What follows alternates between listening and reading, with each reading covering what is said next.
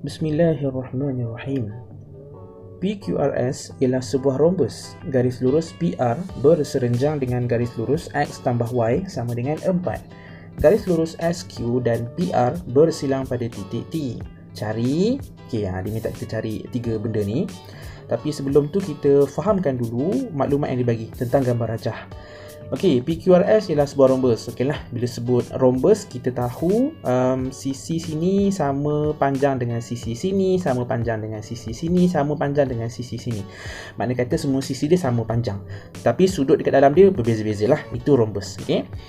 Lepas tu dia kata garis lurus PR berserenjang dengan garis lurus X tambah Y sama dengan 4. Okey, bila sebut tentang berserenjang, sebenarnya sifat rombus ni bila perpenjuru untuk PR dengan perpenjuru SQ ni sebenarnya ianya memang berserenjang tau. Memang sifat rombus. Bila sebut berserenjang, maknanya kata sini sudut dia 90 darjah. Sini pun 90 darjah. Sini pun 90 darjah. Sini pun 90 darjah. Cikgu tak nampak macam 90 darjah pun cikgu, sebab cikgu yang lukis, sebab tu kamu tak nampak. Kalau kita lukis ikut dia punya aplikasi yang betul untuk matematik tu, kamu akan nampaklah 90 darjah tu. Okey. Tetapi sungguh pun kita dah kata PR dengan SQ ni berserenjang, still kita tak boleh nak katakan SQ ni persamaan dia X tambah Y sama dengan 4. Tak boleh. Sebab dia tak kata pun SQ ni persamaan dia yang ni. Betul tak? Boleh faham Walaupun dia kata PR berserenjang. Faham tak teori dia? Sebab bila sebut berserenjang mesti kamu akan cakap, oh PR berserenjang dengan ni, jadi makna kata persamaan yang ni mestilah yang dia bagi ni. Tak boleh. Sungguh pun cikgu faham istilah berserenjang tu. Okey, boleh sebab dia tak kata pun SQ ni persamaan dia yang ni, jadi tak boleh. Cuma idea dia adalah bila sebut PR ni berserenjang dengan garis lurus yang sekian ni, cikgu boleh lukis satu garis lurus yang lain, yang mana garis lurus tu akan berserenjang lah.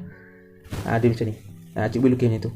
Okey, garis lurus ni akan berserenjang dengan garis lurus PR. Nampak tak? Katakanlah cikgu labelkan garis lurus ni sebagai garis lurus apa yang tak ada, JK lah, cikgu buat JK. Okey, dan persamaan untuk garis lurus JK inilah yang merupakan X tambah Y sama dengan 4. Boleh faham apa yang cikgu buat ni? Boleh faham sebab cikgu nak sesuaikan dengan maklumat yang dia bagi. Okey.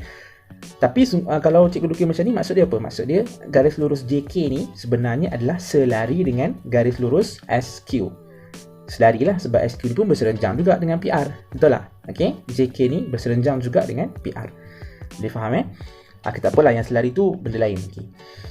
Lepas tu dia kata apa? Garis lurus SQ dan PR bersilang pada titik T. Okey, betul lah. Kedua garisan perpenjuru ni bersilang pada titik T ni. Ini T kan. Okey, cari persamaan garis lurus PR. Apa cikgu pernah pesan? Kita nak cari persamaan garis lurus, kita mesti tahu dia punya kecerunan dengan sekurang-kurangnya satu koordinat pada garis lurus yang kita nak cari tu. Garis lurus PR ni, yang PR ni, koordinat dah ada dah. Nampak kan, sekurang-kurangnya satu koordinat. Okey, settle. Bab koordinat settle. Tapi kecerunan kita tak tahu. So kita kena cari dulu kecerunan untuk garis lurus PR. Nak cari macam mana cikgu? Okey. Kan garis lurus PR ni kan berserenjang dengan garis lurus JK. Betul tak? Jadi based on apa yang cikgu ajar sebelum ni, kecerunan untuk garis lurus PR bila didarabkan dengan kecerunan bagi garis lurus JK, cikgu mesti akan dapat negatif 1. Ni memang hukum dia. Memang hukum dia macam ni. Okey. Kita kan dah ada dah persamaan garis lurus garis yang JK ni. Okey, cikgu bawa keluar. Cikgu bawa keluar. Iaitu X tambah Y sama dengan 4. Okey, persamaan garis lurus kan mesti Y sama dengan MX tambah C. Bila kita susun bentuk macam ni, barulah kita boleh identify apa dia punya M, iaitu kecerunan. Senanglah nanti. Persamaan yang dia bagi ni, dia belum susun lagi bentuk macam ni. Betul tak? Kita susun dulu kepada bentuk yang kali hijau ni. Okey, so cikgu susun. Dia akan jadi Y sama dengan negatif X tambah 4. Sekarang kita comparekan. Jadi apa sebenarnya kecerunan kita? Kecerunan kita sebenarnya adalah yang ni. Cikgu, negatif apa cikgu? Kalau tak tulis apa-apa, maksudnya negatif 1. Itu maksud dia. Okey, jadi maksud dia kecerunan bagi garis lurus PR yang kita nak cari. Okey, didarabkan dengan kecerunan garis lurus JK. Inilah. iaitu negatif 1 akan sama dengan negatif 1. Betul tak? Cikgu ambil di sini je. Okey. Jadi bila kita pindah-pindahkan, kita akan dapat kecerunan bagi garis lurus PR akan sama juga dengan 1. Senang je sebenarnya. Okey, boleh Sebenarnya hukum kecerunan garis lurus yang berserenjang, garis lurus yang selari, benda ni ada dalam matematik. Okey, so bila cikgu sentuh ni, mana kata cikgu nak bagi kamu ingat balik lah. Okay? Tapi gitu-gitu je lah. Cikgu harap pemahaman kamu yang asas matematik tu dah kuat dah. Okay? Kat sini kita cuba recall balik sahaja. Okay, sekarang cikgu dah tahu dah kecerunan garis lurus PR sama dengan 1. Okay, cikgu labelkan. Kecerunan garis lurus PR ni sama dengan 1. Cikgu labelkan sama dengan 1. Okay, sekarang cikgu dah boleh cari dah persamaan garis lurus PR. Sebab apa? Kecerunan dah tahu, koordinat pun dah tahu. Cikgu tulis je balik koordinat ni dengan kecerunan ni supaya senang kita nak tengok nanti. So tadi kita ada koordinat P, kita ada 2, 1. Lepas tu kita tahu kecerunan sama dengan 1. Okey, benda ni cikgu nak bawa masuk dekat persamaan garis lurus Y sama dengan MX tambah C. Okey. Koordinat 2, 1 ni adalah cikgu punya X, Y. Okay, so cikgu akan gantikan dalam persamaan ni sebab kita kena cari C dulu. So Y cikgu adalah 1, M yang kita dapat tadi iaitu 1, darab dengan X kita adalah 2, okay, tambah C. Jadi 1 sama dengan 2 tambah C.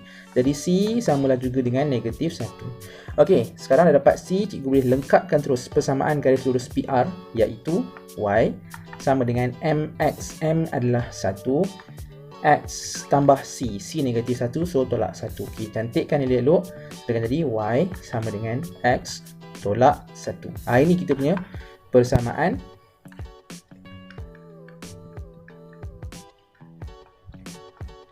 garis lurus PR. Okey, boleh persamaan garis lurus PR. Y sama dengan X tolak 1. Okey, macam mana pun cikgu rasa cikgu nak conteng jugalah. Okay, Y sama dengan negatif X tolak 1. Okay, sajalah saja. Okay, negatif X tolak 1, betul tak?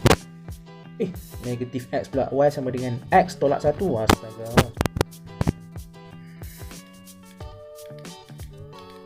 Okay, X tolak 1. Okay, settle untuk soalan yang A. Soalan yang B, cari pula persamaan garis lurus SQ. Ni pun senang lah sebab kita dah dapat dah persamaan, kita dah dapat dah kecerunan untuk garis lurus PR iaitu 1 tadi, betul tak? Dan SQ ni kan berserenjang dengan PR, betul tak? Jadi kecerunan garis lurus PR apabila darabkan dengan kecerunan garis lurus SQ, kita akan dapat negatif 1. Okay, kita keluarkan je balik macam benda berulang je sebenarnya. Okay, so kecerunan PR, okay, darabkan dengan kecerunan garis lurus SQ ke? Lupa lah. SQ. Okay, sama dengan negatif 1. Kecerunan garis lurus PR tadi kita dapat 1 dia yang kita buat kat atas tadi. Ini kita buat kat atas tadi. 1 juga. Okay, so 1 darabkan dengan kecerunan garis lurus SQ sama dengan negatif 1. Jadi kecerunan garis lurus SQ samalah juga dengan negatif 1. Kan boleh pindah-pindah tu kan. Okey. Okey, dia minta apa? Persamaan garis lurus SQ. Okey, cikgu dah tahu dah dia punya kecerunan. Okey, iaitu negatif 1. Dan pada garis lurus SQ ni juga cikgu tahu satu koordinat dia, iaitu koordinat pada Q ni 52, betul tak? Q sama dengan 52. Ini koordinat dia. So, bila sebut persamaan, mestilah kita akan gantikan dalam Y sama dengan MX tambah C. Sebab inilah persamaan garis lurus. Okey. 52. Koordinat 52 ni, cikgu punya X dengan Y. Betul tak? So, cikgu gantikan dekat sini. Y cikgu adalah 2. So, 2 sama dengan M negatif 1 darab X. X adalah 5 tambah C. Okey. So 2 sama dengan negatif 5 tambah C. Jadi kesimpulan dia C sama dengan 7. Okey, dah dapat C, kita boleh lengkapkan persamaan garis lurus untuk SQ ni iaitu Y sama dengan kecerunan tadi negatif 1 kan. So negatif 1X tambah C iaitu tambah 7. Cantikkan. So kan tadi Y sama dengan negatif X tambah 7. Okey, dah siap. Inilah kita punya persamaan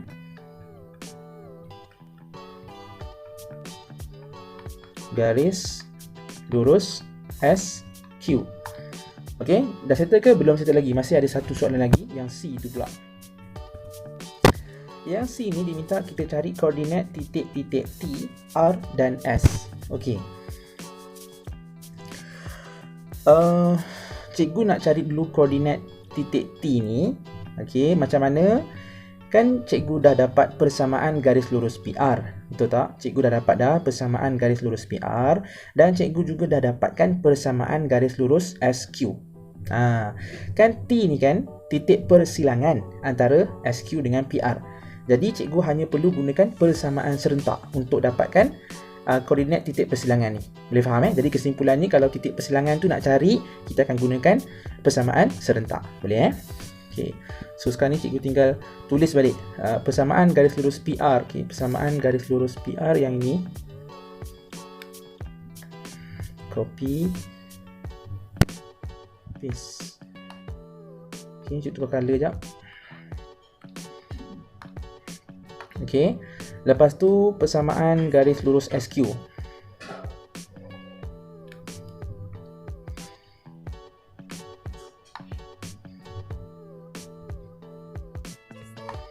Okey. Alright. Ni persamaan pertama. Yang ni persamaan yang kedua. Apa yang cikgu akan buat adalah cikgu akan gantikan persamaan yang kedua ni ke dalam persamaan yang pertama. Okey, y sama dengan negatif x tambah 7. Ini kan y kan? Cikgu gantikanlah dengan negatif x tambah 7. Okey.